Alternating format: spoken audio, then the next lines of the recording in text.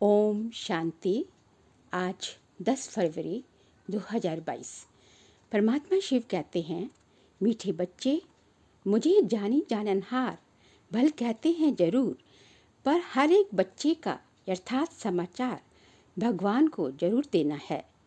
ठीक समाचार देंगे तो भगवान शिक्षा देंगे कि तुम्हारी में यह कमी कमजोरी है, यह विकार है, इस कारण डिससर्विस होती है।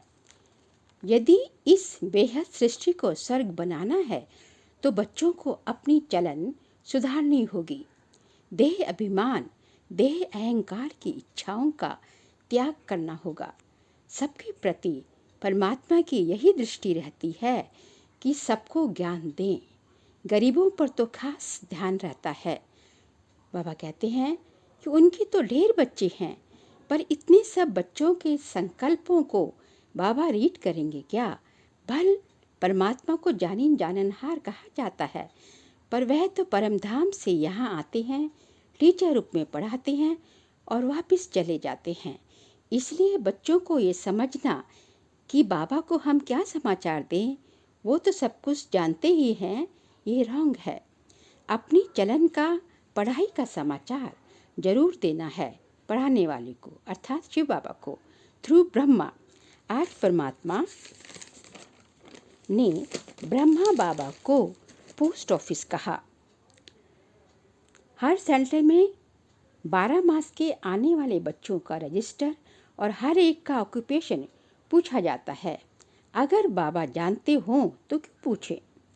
जो ज्ञान में परिपक्व अनन्य बच्चे हैं, उन्हों का काम है पूरा समाचार देना। ऊंचे से ऊंचा परमपिता है, उनका तो सबको रिगार्ड रखना ही चाहिए।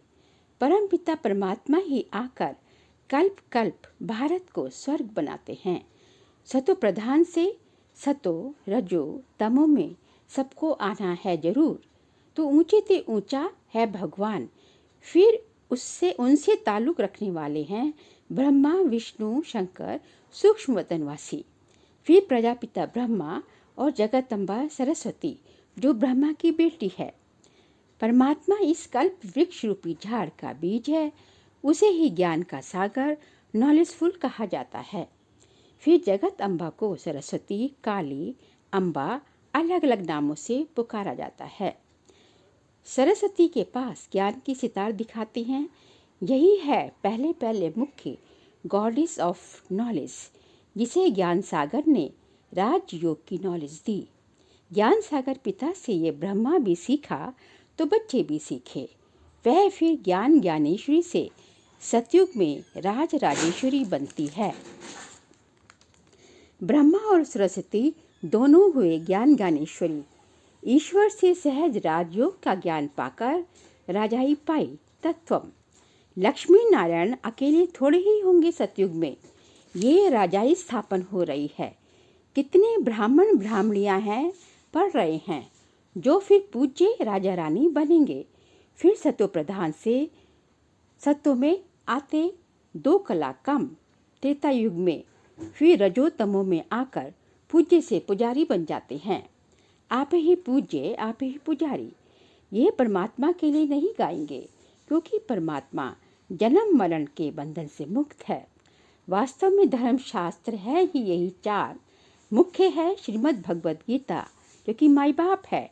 बाकी हैं उनके बच्चे, इस्लामी, बौद्धि, क्रिश्चियंस धर्म वालों के धर्मशास्त्र। परमपिता ने ब्रह्मा मुख द्वारा ब्राह्मण रचे, फिर वही ब्राह्मण सूर्यवंशी चंद्रवंशी बनते हैं। जो पास्ट हो गया उसके शास्त्र बनाते हैं। अभी जो कुछ होता है ड्रामा शूट होता रहता है। ड्रामा शूट होता जाता है।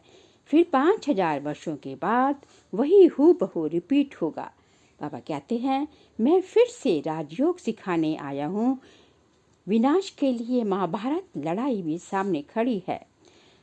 100 की उन्नति के लिए अपनी चलन और पढ़ाई का सच्चा सच्चा समाचार परमपिता को देना है। अपना और सर्व का जीवन हीरे तुल्य बनाना है। गृहस्थ व्यवहार में चलते श्रीमत पर पूरा पूरा चलना है। समझदार बन अपना सब कुछ स्वर्ग के लिए ट्रांसफ़र कर देना है।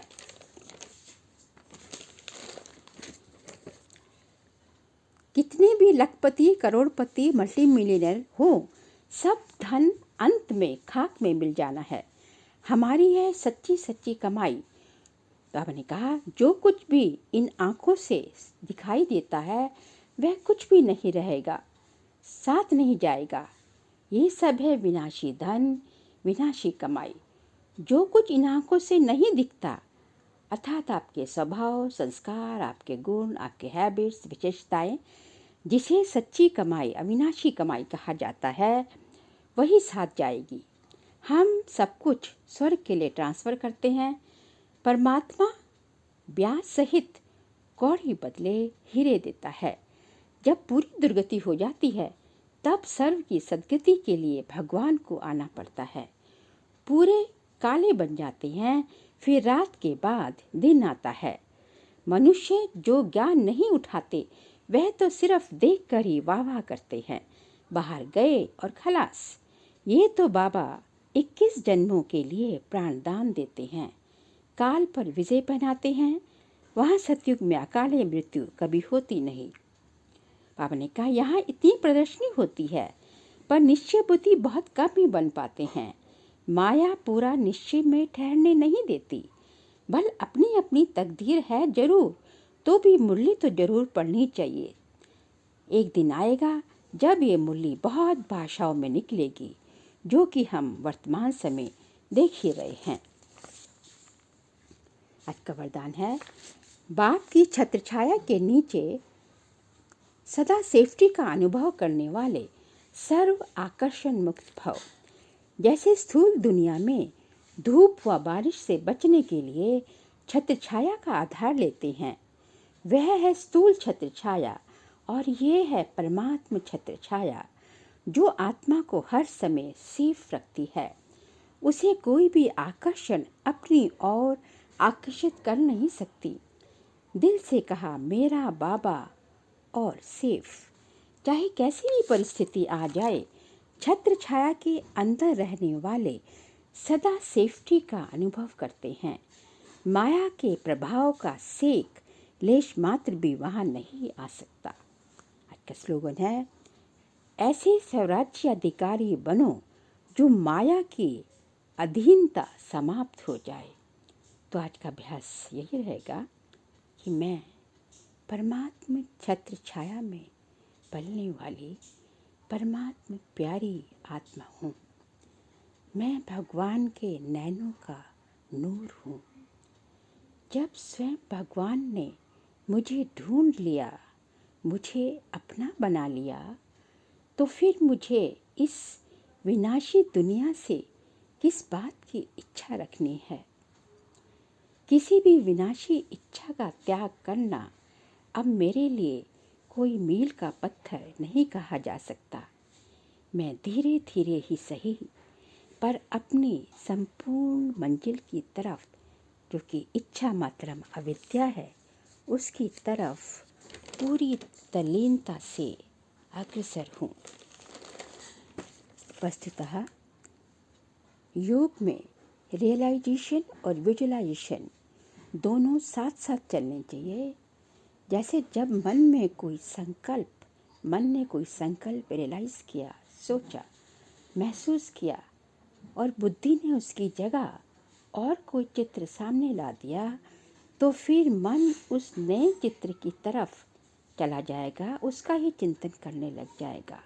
और इस तरह मन और बुद्धि दोनों मेन ट्रैक से भटक जाएंगे, डिस्टॉर्ट हो जाएंगे। इसलिए जहाँ तक हो सके योग में मन बुद्धि साथ साथ चलने चाहिए। दोनों का सिंक्रोनाइजेशन अत्यंत आवश्यक है। वैसे यदि खाली महसूसता की शक्ति आपके पास काफ़ी अच्छी है, तो भी योग में काफ़ी आगे बढ़ा जा सकता है। ओम शांति।